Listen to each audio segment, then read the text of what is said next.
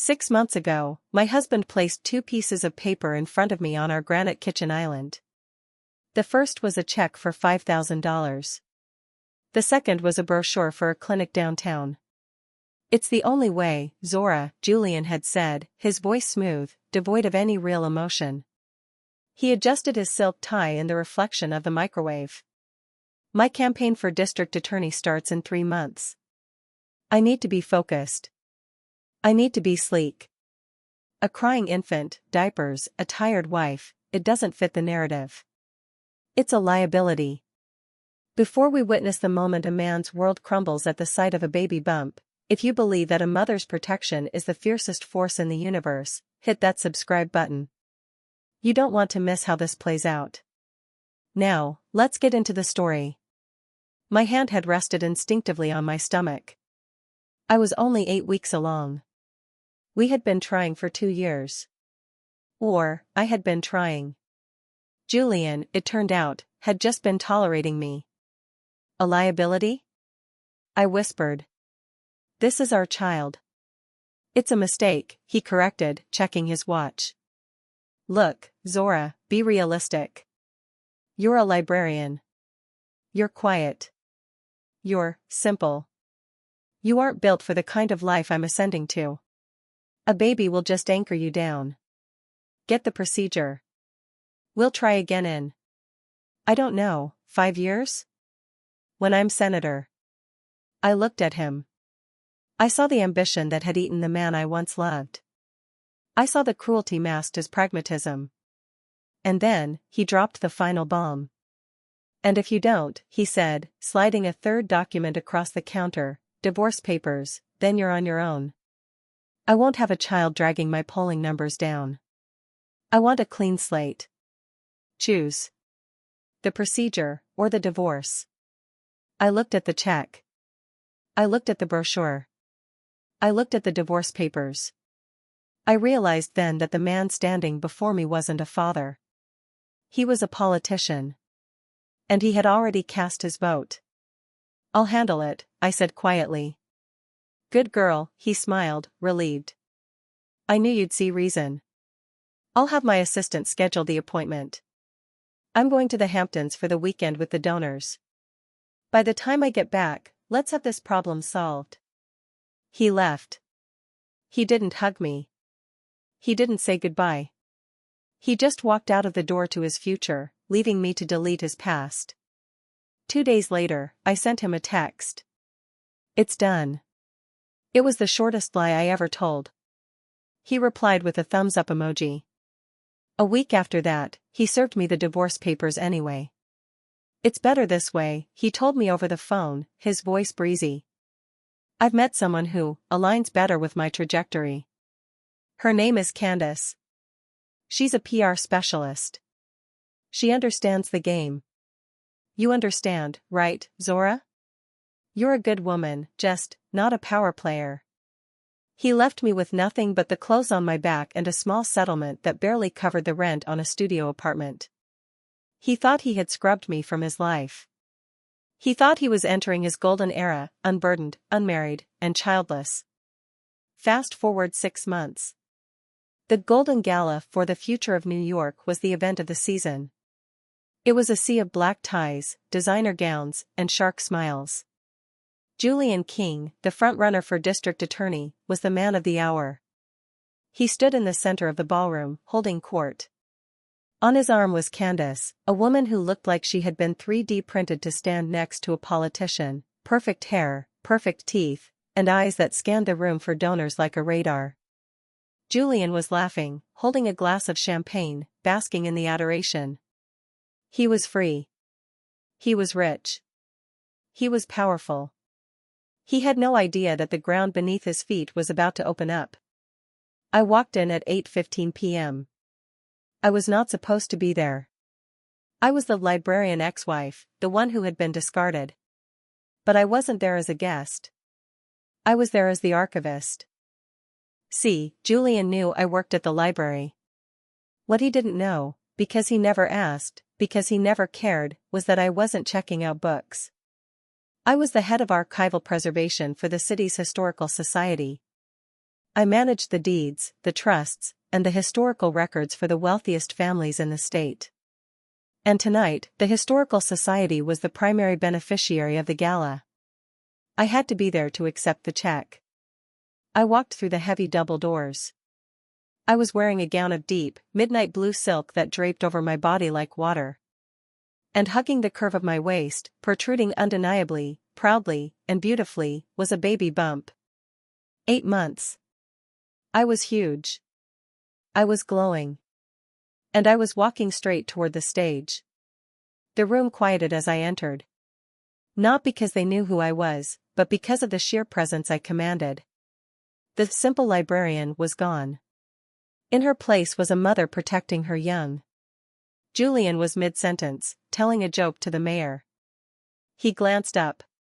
He saw me. His glass slipped from his fingers. It hit the marble floor with a shatter that echoed through the silent room. Champagne splashed onto his polished shoes, but he didn't move. He didn't blink. He stared at my stomach. 6 months after the divorce, he saw her pregnant. And realized she never had an abortion. His face went the color of old paper. His mouth opened, but no sound came out. He did the math. The timeline. 8 months pregnant. Divorced 6 months ago. The problem he had paid $5,000 to erase was standing 20 feet away, looking like a queen.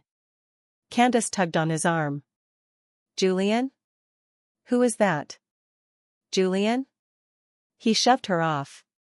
He stumbled forward, ignoring the mayor, ignoring the press.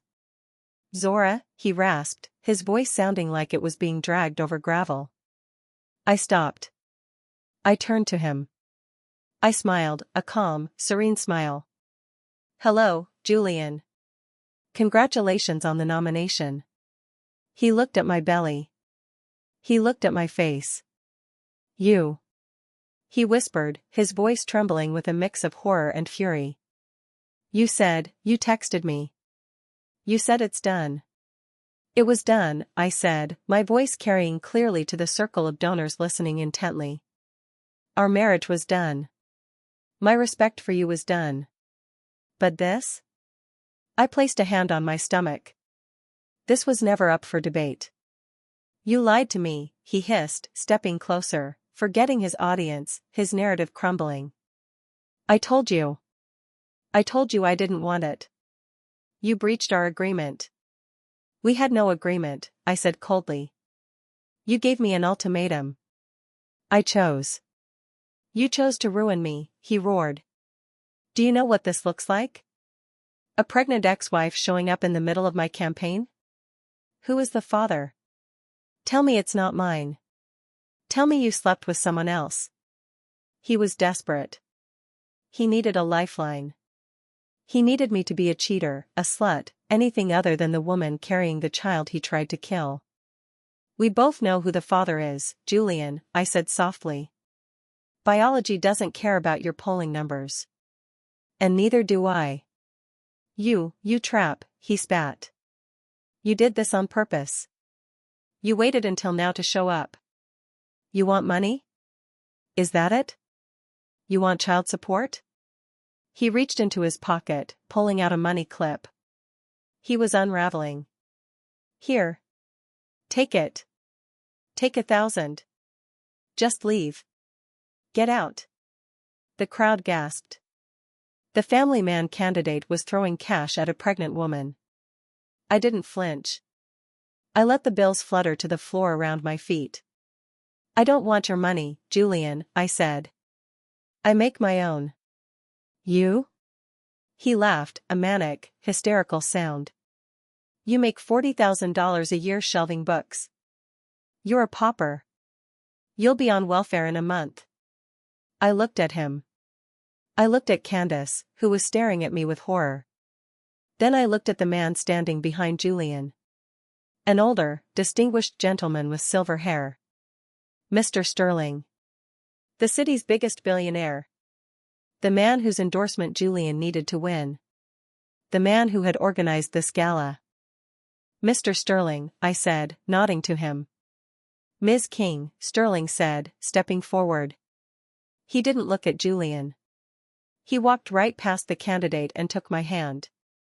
Or should I say, Ms. Vance? It is an honor to finally meet the curator. The curator? Julian stammered. You know her? Know her?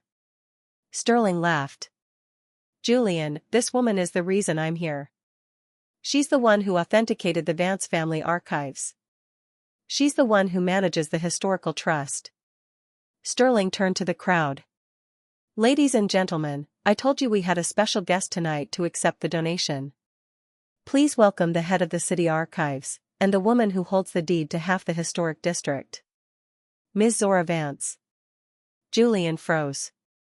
Vance, he whispered. Your name is King. Vance was my grandmother's name, I said. I took it back when you threw me away. And along with it, I took back my family's legacy. This was the hidden secret suspense. Julian thought I was a nobody. He thought I was poor. He didn't know that my simple family was one of the founding families of the city. He didn't know that the Vance Trust owned the land his campaign headquarters was built on. He didn't know that the librarian job was a passion project for a woman who was quietly the landlord of the district he wanted to represent. He had tried to abort his heir. He had divorced the heiress. And now, he was standing in a room paid for by my trust, yelling at the woman who could evict him with a single phone call. You. Julian turned pale. You have money? I have history, Julian, I said. And history is expensive. He looked at my stomach again. The child. The heir to the Vance fortune. The child he had thrown away for a PR specialist and a shot at a title. That's my son, he whispered, a sudden, greedy light entering his eyes. He did the math instantly. If that baby was his, he was connected to the Vance money. He could still win. He could spin this. The prodigal father returns. He reached out to touch my stomach. Zora, baby, we can fix this. I was stressed. I was confused. But a baby, a son, this changes everything. We're a family. He put on his campaign smile. He looked at the cameras. This is a blessing. A surprise blessing. I caught his wrist before he could touch me. My grip was iron. Don't touch him, I said. He's my son. Julian proclaimed to the room. I have rights. You gave up your rights when you wrote a check for $5,000 to end his life, I said, my voice cutting through the room like a blade. That was a medical decision, he lied. It was a misunderstanding. Was it? I reached into my clutch. I brought something for you, Julian. A gift for the father-to-be. He smiled, thinking I was folding. Thinking I was giving him away back in. Is it a picture? An ultrasound? He asked, hopeful. No, I said. I pulled out a piece of paper. It wasn't an ultrasound. It was a subpoena. It's a court order, I said, handing it to him. For a paternity test. But not to establish custody. Then for what? For fraud, I said. The room went silent.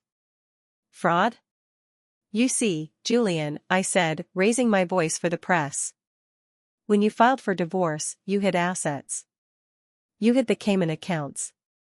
You hid the kickbacks from the developers. You declared yourself debt-ridden to avoid paying alimony. I smiled. But as the head archivist, I'm very good at finding lost paper trails. I found your ledger, Julian. I found the shell companies. And I found the real reason you wanted me to have the abortion. His face went gray. It wasn't about the campaign, I said. It was about the morality clause in your prenup with your investors. The one that says if you have a child out of wedlock, or get divorced for scandalous reasons, your funding is pulled. I leaned in. You didn't want a clean slate. You wanted a cover-up. And you were willing to kill your own child to keep your funding. Julian looked at Mr. Sterling. Sterling's face was stone. The investors in the room were backing away.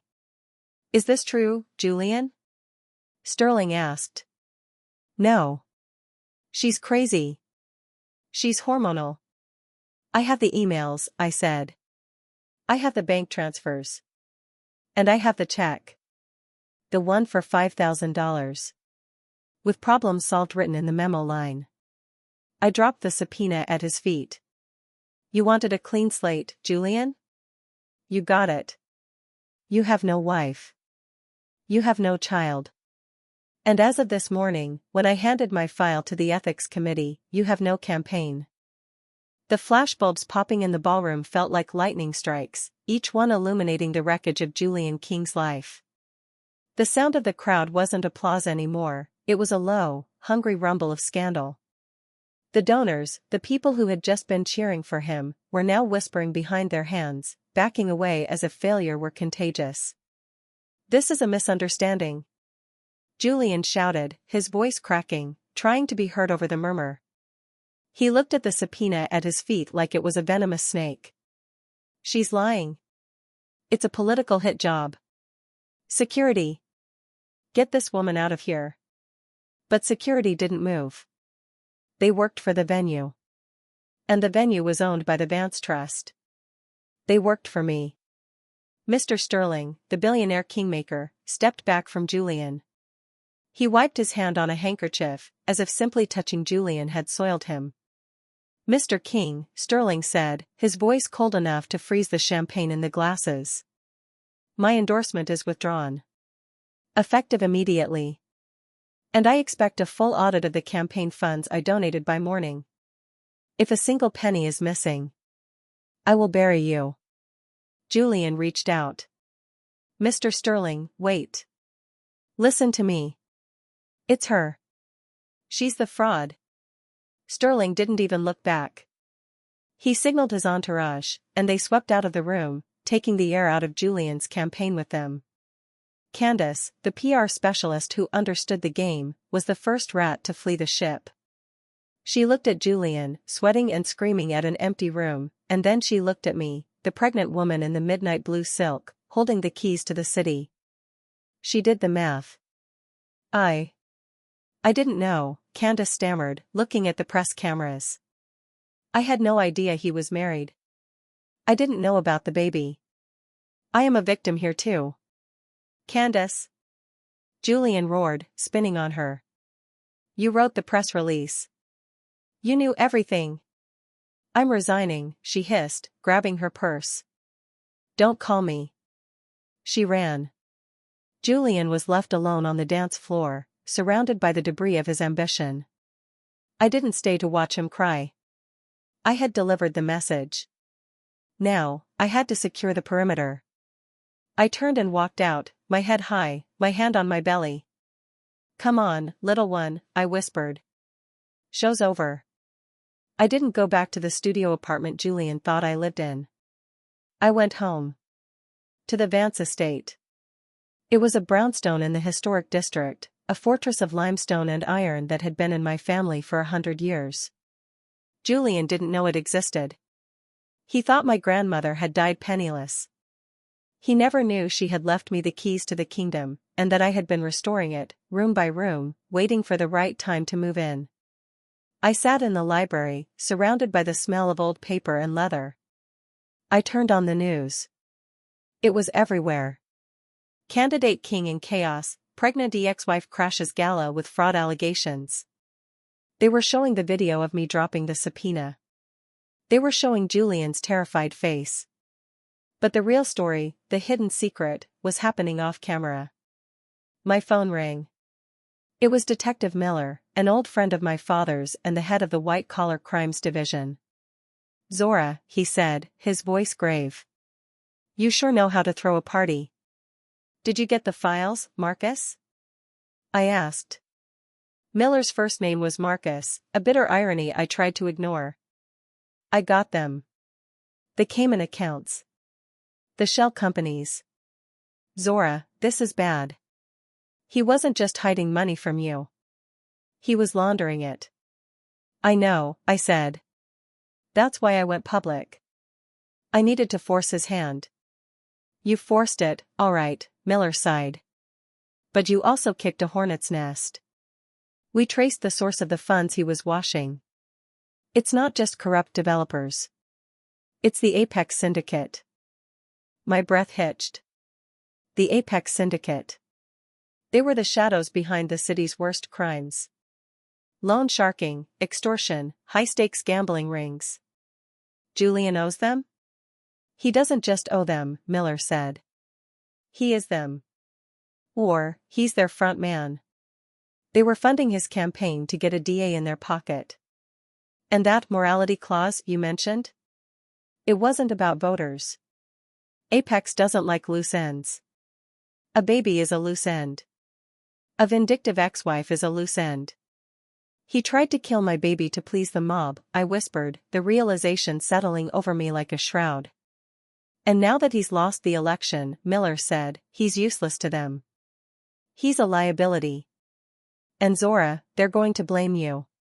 You exposed the operation. Am I safe? I have a patrol car outside the brownstone, Miller said. But Julian, he's in the wind. He slipped his security detail at the hotel. He's desperate. And a desperate man with nothing to lose is the most dangerous thing on earth. I hung up. I looked at the heavy velvet drapes covering the windows. I wasn't just fighting a deadbeat dad. I was fighting a criminal enterprise. But they had made a mistake. They thought I was just a librarian. They didn't know that an archivist's job is to protect history. And I would burn the world down to protect my future. 2 hours later, my phone buzzed again. It wasn't Miller. It was Candace. I stared at the screen. Why was the mistress calling me? I answered, putting it on speaker. What do you want, Candace? He's crazy, Zora, Candace was whispering, crying. I could hear wind in the background. She was outside. He came to my apartment. He kicked the door in. He was looking for money. He took my jewelry. He took my cash. Where is he now? I asked, my grip tightening on the phone. He took my car. He said he was going to fix it. He said he was going to silence the source. Zora, he asked where you lived. I told him I didn't know. I swear. But he found your old lease agreement in his files. He's going to the studio apartment. The studio, I said. He thinks I'm there. He has a gun, Zora, Candace sobbed. I saw it. He said if there's no baby, there's no proof. He said he's going to finish what the doctor wouldn't do. The line went dead. He was going to kill me. He was going to kill our child. But he was going to the wrong house. I looked at the clock. 11:45 p.m. The studio apartment on 4th Street. It was empty. I had moved out 3 days ago. But it wasn't completely empty. I had left something there. A counterattack trap I had set up just in case he ever came looking for his pauper ex-wife. I pulled up the app on my phone. Smart Home, Studio 4B. I tapped into the camera feed. The studio was dark. It was a small, sad room. A mattress on the floor. Boxes everywhere. It looked exactly like the life he thought I deserved. But hidden in the smoke detector, and the alarm clock, were high-definition cameras with night vision. And the door was rigged with a smart lock I could control from here. At 11:58 p.m., the door handle jiggled. Then, a kick. The wood splintered. Julian burst into the room. He looked deranged. His tuxedo was torn, his tie gone. He was sweating, his eyes wild and bloodshot. And in his right hand, gleaming in the streetlights filtering through the blinds, was a black pistol. Zora, he screamed. Come out. I know you're here. He kicked over a box of books. He overturned the mattress. You ruined me, he howled, swinging the gun around the empty room. You think you can embarrass me? You think you can take my life? I am the king, I am the DA. He was having a psychotic break. The pressure, the public humiliation, the fear of the syndicate, it had snapped his mind. I watched from the safety of my library, my hand trembling slightly as I hovered over the record button. "Where are you?" he shrieked. He saw the closet door. It was closed. He walked toward it, raising the gun. "Found you," he whispered. He ripped the closet door open. It was empty. Except for one thing. Taped to the back wall of the closet, at eye level, was a large, glossy photo. It was a picture of the Vance family crest. The symbol of the wealth and power he had unknowingly married. And written across it in thick red marker were the words, "You looked in the wrong book." Julian stared at it. He lowered the gun. Confusion washed over his face. What? Then, his phone rang. He jumped. He pulled it out of his pocket. It was me calling. I watched on the screen as he answered, his hand shaking. "Zora," he breathed. "Where are you?" "I'm watching you, Julian," I said, my voice echoing in the empty apartment through his phone. He spun around, looking at the ceiling, looking for cameras. "I see the gun," I said. "I see the intent. You came to kill us." "I came to talk," he lied, desperation creeping in. "Zora, please. The syndicate, they're going to kill me if I don't fix this. I just need you to recant. Tell them it was a prank. Tell them you're not pregnant." "I can't do that, Julian," I said. "Because the police are already on their way. And this time, they aren't coming for fraud."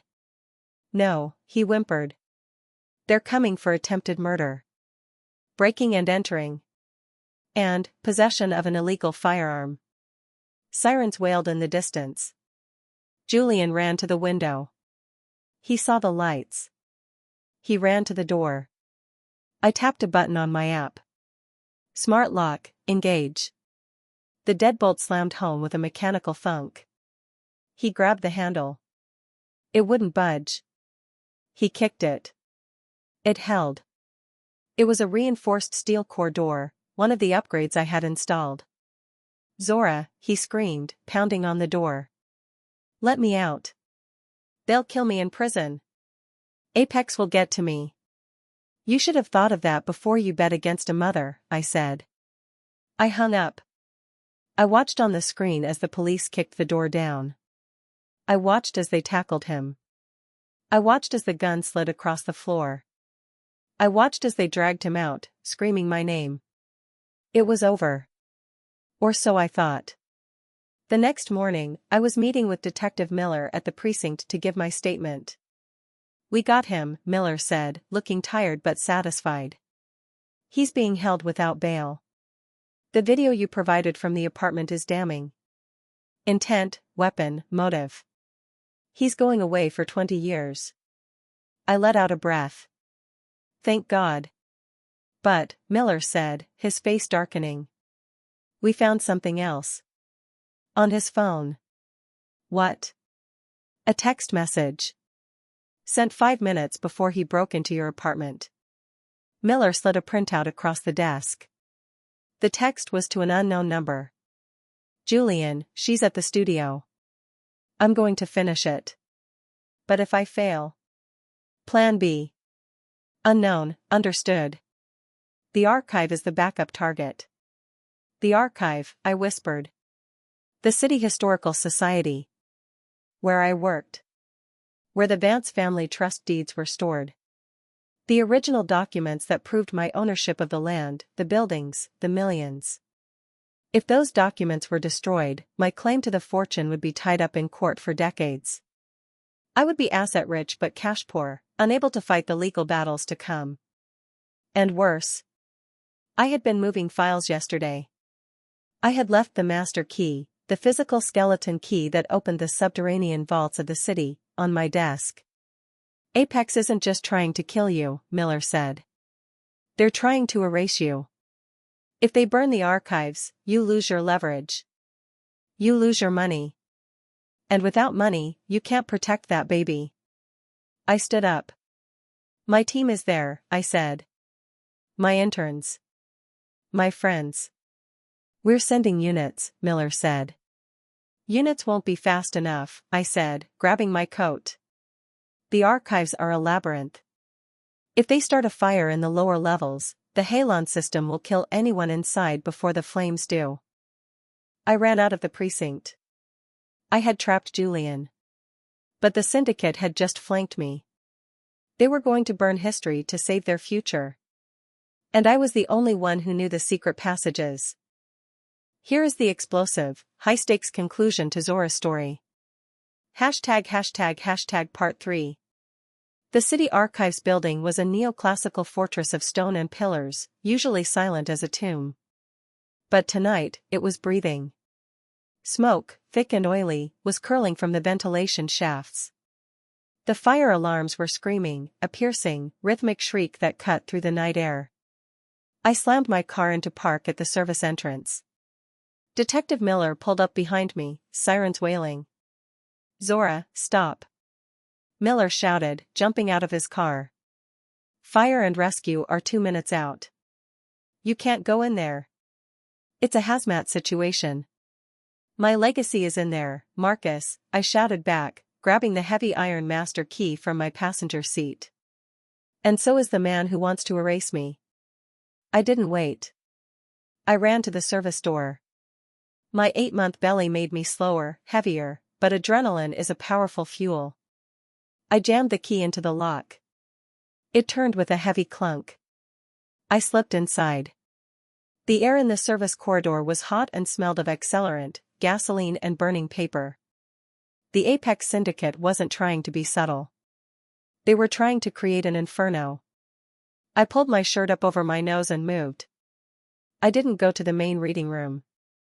I knew exactly where they would be. The deep storage vault, sublevel 4. That's where the Vance deeds were. That's where the city's history was anchored. I reached the freight elevator. Disabled. Of course. I took the stairs. Down. Down. Down. The heat rose with every step. The smoke grew thicker. When I reached sublevel 4, the air was shimmering. The emergency lights bathed the hallway in a pulsing, blood-red glow. And there he was. A man in black tactical gear, wearing a gas mask, was dousing the heavy steel door of the main vault with liquid from a canister. He was preparing to breach it and burn the contents. He heard the door click behind me. He turned. Even behind the mask, I could feel his sneer. He raised a suppressed pistol. "You shouldn't have come, librarian," a muffled voice said. "Now you burn with the books." I didn't run. I stepped behind a concrete pillar just as a bullet chipped the stone inches from my face. "I'm not just a librarian," I yelled over the roar of the fire suppression fans. "I'm the landlord." I wasn't unarmed. I had the building. I knew something the hitman didn't. The archives were built in the 1920s, but I had retrofitted the security myself 3 years ago. I pulled out my phone. I accessed the building management system. Zone 4, fire suppression. Status, manual override. The hitman moved forward, checking his corners. He was professional. He was lethal. He was 10 feet away. "Come out, Zora," he taunted. "Make it quick. The fire is spreading." "You're right," I said. "Fire needs oxygen." I tapped the screen. Execute, halon dump. Zone 4 corridor. A massive, pressurized hiss erupted from the ceiling nozzles. Halon gas. It doesn't put out fire with water. It chemically disrupts combustion and displaces oxygen. It sucks the air out of the room instantly. The fire on the door sputtered and died in seconds. But the hitman. He staggered. His gas mask was filtered for smoke, not for an oxygen-displaced environment. He clawed at his throat. He dropped the gun. He fell to his knees, gasping for air that wasn't there. I held my breath, literally. I knew I had about 45 seconds of consciousness in this environment before I passed out too. I ran. I didn't run away. I ran to him. I kicked the gun across the floor. I grabbed the collar of his tactical vest and dragged him, heavy, dead weight, into the airlock of the vault antechamber. I slammed the heavy steel door shut behind us. The airlock had its own ventilation. I hit the green button. Fresh, cool air flooded the small room. The hitman gasped, ripping off his mask, coughing violently. He looked up. I was standing over him, holding his own gun. My hand was shaking, but my finger was on the trigger. "Who sent you?" I demanded. He looked at me, eyes watering, chest heaving. He realized he was trapped in a 6x6 steel box with a pregnant woman holding a Glock. "You're dead," he wheezed. "Apex, they never stop." "Neither do I," I said. I pulled a zip tie from his belt and tossed it to him. "Put them on. Wrists. Behind your back. Now." He hesitated. I aimed for his knee. He put them on. I unlocked the inner door to the vault. Inside, stacks of documents sat untouched. The deeds. The history. My future. But I didn't grab them. I grabbed a single, small black box from the shelf labeled Vance, 1980 to 1990. I walked back to the airlock. "Get up," I ordered the hitman. I marched him to the elevator, which I reactivated with my override code. When the doors opened on the ground floor, Detective Miller and a SWAT team were waiting. "Don't shoot," I yelled. "I have a prisoner." They swarmed us. The hitman was slammed to the ground. Miller looked at me, covered in soot, holding a gun, huge with child. "Zora," he breathed. "You crazy, brilliant woman." "I got him," I said, handing Miller the gun. "And I got the leverage." I held up the black box. "What's that?" Miller asked. "This," I said, "is the ledger that proves the Apex Syndicate has been bribing the city zoning commission for 20 years. It was in my grandfather's archives. They weren't trying to burn the deed, Marcus. They were trying to burn the proof. The syndicate hadn't come for my money. They had come to erase their own crimes. And by trying to kill me, they had forced me to dig up the one thing that could destroy them. The resolution. The fallout was nuclear. The ledger I retrieved didn't just indict the hitman. It indicted 3 councilmen, a judge, and the head of the Apex Syndicate. The clean sweep that Julian had wanted for his campaign became a clean sweep of the city's corruption. The Apex Syndicate was dismantled, its assets seized. Julian King, my ex-husband, watched it all from a cell in Rikers Island. He was denied bail. The charges of attempted murder, conspiracy, and fraud were insurmountable. He took a plea deal to avoid life in prison, 25 years. He will be an old man when he sees the sky again. Candace testified against him and vanished into witness protection, a ghost of her former ambitious self. But my legacy wasn't just survival. It was expansion. I didn't sell the brownstone. I didn't sell the land. I bought the rest of the block. I used the settlement money from the syndicate's seized assets, a nice finder's fee for the whistleblower, to launch Vance Historical Preservation and Development. I am no longer just the archivist. I am the developer. But I don't build condos made of sand like Julian did. I restore history. I turn forgotten buildings into libraries, into community centers, into affordable housing that honors the past. I am the landlord of the district, and I run it with a benevolence that my ex-husband couldn't comprehend. 6 months later, I sat in the nursery of the brownstone. The sun was streaming through the stained glass windows. In my arms was a baby boy. Silas Vance. He had his father's eyes, but he would have his mother's heart. And her name. My phone rang. It was Mr. Sterling. "Zora," he said. "The mayor wants to know if you're available for a meeting. He wants to discuss the new zoning laws." "Tell him I'm busy," I said, looking down at my son. "I'm in a board meeting with the heir." I hung up. I walked to the window and looked out at the city. My city. Julian had told me to pack my bags because he was rich. He didn't realize that you can't buy class, you can't buy history, and you certainly can't buy the strength of a mother who has decided to protect her own. He wanted a clean slate. I gave him one. A cold, gray slate, in a 6x8 cell. And me? I have everything. What this story teaches us is that the quietest person in the room isn't weak. They are just observing. They are keeping the receipts. And when the time is right, they don't just win the argument. They own the building. If you believe that the truth is the only legacy worth leaving, hit that like button. And subscribe to this channel, because we are building an empire of truth, one story at a time. We'll see you in the next one.